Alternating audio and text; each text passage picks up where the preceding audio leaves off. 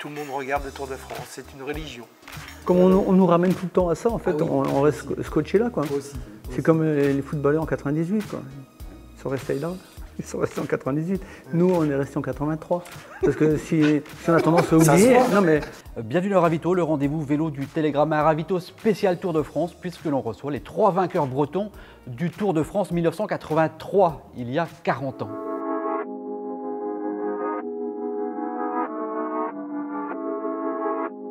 Bonjour, je suis Philippe Leleu.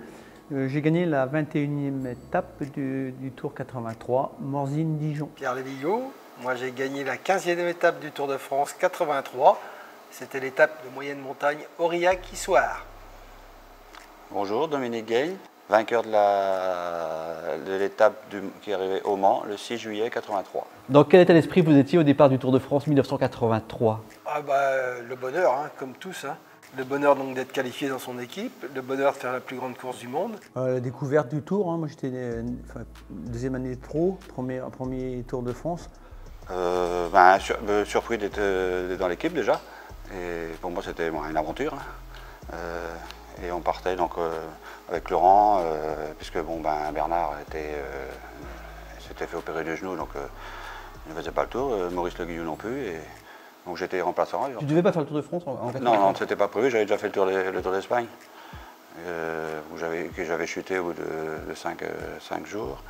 Et ensuite j'avais fait le Dauphiné et la Suisse. Donc tu te retrouves au départ du Tour de France et tu remportes l'étape du Mans. Ouais. D'accord. Tu étais surpris de remporter une victoire d'étape sur le Tour ou pas? Un petit peu quand même, ouais. Parce qu'il y avait toute la meute derrière, surtout de la façon que je gagne l'étape. Je fais quand même 6 km 500 tout seul devant un peloton, avec des équipes derrière qui roulaient comme les Raleigh. Il y avait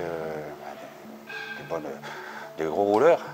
Mais bon, je pense qu'ils ont mis un peu de temps à s'entendre. Ce qui fait que j'ai fait l'écart et puis j'ai conservé. Étant moi-même rouleur, donc...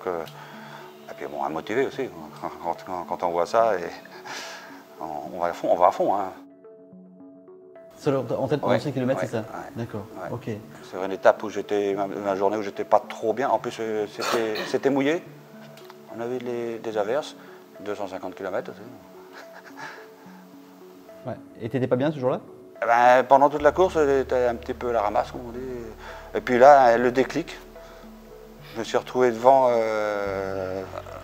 pour le premier passage et puis j'ai écouté. On passe à l'étape d'Issoire alors que tu gagnes, toi Pierre? Issoire, oui. Issoire, d'accord. Tu peux raconter ta victoire à Issoire? Ouais.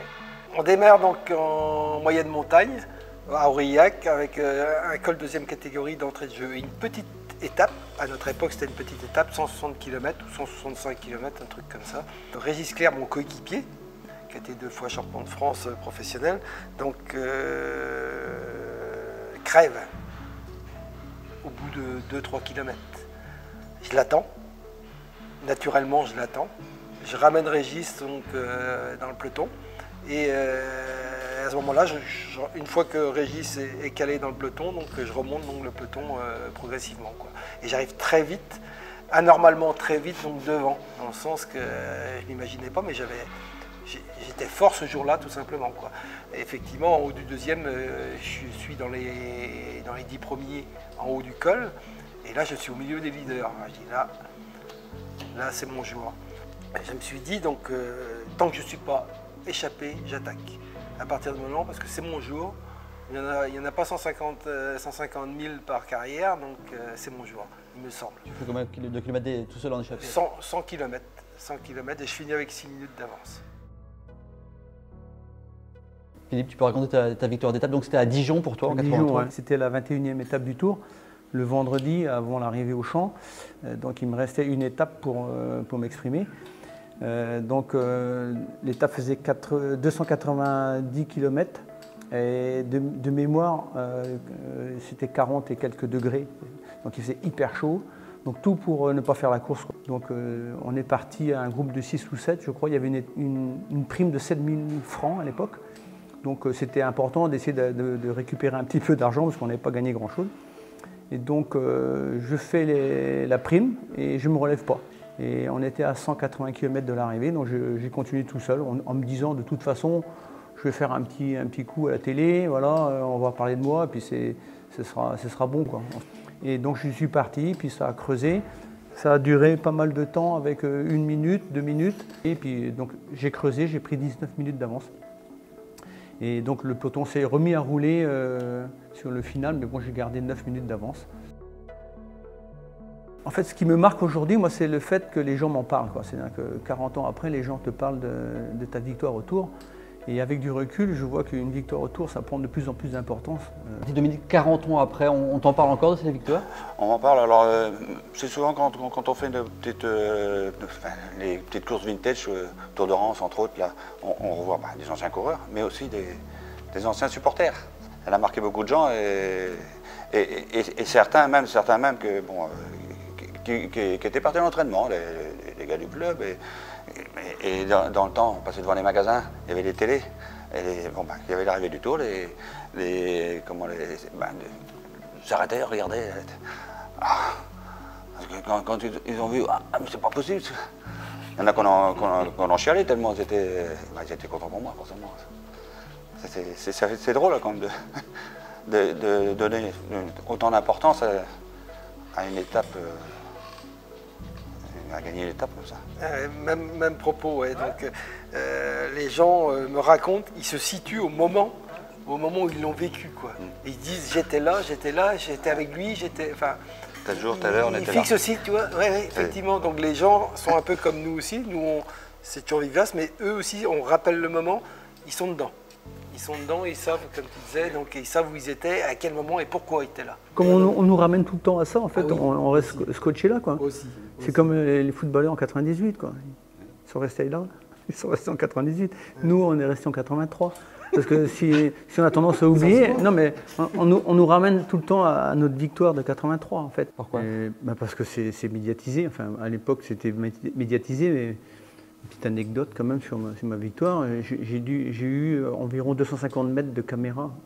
J'étais filmé qu'avec les caméras fixes, en fait. Parce que j'avais trop d'avance et la caméra qui était avec moi était en panne.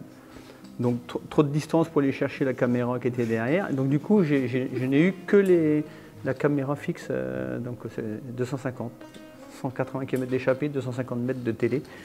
Donc les gens,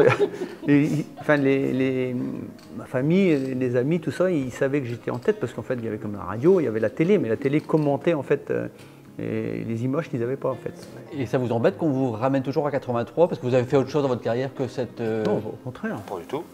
Pas du tout. Non. Pourquoi? Parce que c'est valorisant en fait surtout avec du recul, je trouve que les victoires du Tour prennent de plus en plus d'importance. Parce que les gens, ils savent que c'est dur de gagner une étape. Et ils disent c'est vraiment un truc exceptionnel, quoi. En tout cas, une victoire d'étape, ça écrase tout, quoi. C'est une victoire sur le Tour de France, ça écrase tout le reste, quoi. Je pense, ouais. Parce que le maillot jaune, tu perds le maillot jaune. On dit t'as perdu le maillot jaune. En fait, toi t'as gagné, tu l'as porté, mais tu l'as perdu. Alors qu'une étape, tu la gardes. Personne, t'as pas perdu ton étape, tu l'as gagné. Point barre. C'est fini, on n'en parle plus. C'est figé, quoi. Et le lendemain, tu en as un autre qui prend ta place et qui prend toute la lumière. Et l'étape, ça reste sur les tablettes. Hein, c'est rare qu'ils donnent dans les classements le porteur du maillot jaune du jour. Ils donnent le porteur final. Mais pas, pour Dominique, c'est super de porter un maillot jaune. Et moi, je pense que l'étape, c'est supérieur aussi. Hein. Ça représentait quoi à l'époque de gagner une étape sur le Tour de France? Ce que je t'ai dit tout à l'heure, c'est le truc le plus... C'est le Graal. C'est le Graal, hein. Le Tour de France. Le Tour de France, la plus grande course du monde. Donc, les coureurs les meilleurs du monde. Et d'où le public, à la fois cycliste et autres. Donc, c'est une institution. Donc, tout le monde regarde le Tour de France. C'est une religion. Le Tour, c'est vraiment la course qui marque le grand public. Hein. Donc, les spécialistes, bien sûr, ils savent. Mais la plupart des gens qui regardent le Tour, si tu as fait le Tour, tu es un coureur. Si tu n'as pas fait le Tour, il manque quelque chose, quoi. Gagnant une étape sur le Tour, on a notre empreinte sur le Tour de France. Et sur ce monde-là qui nous regarde.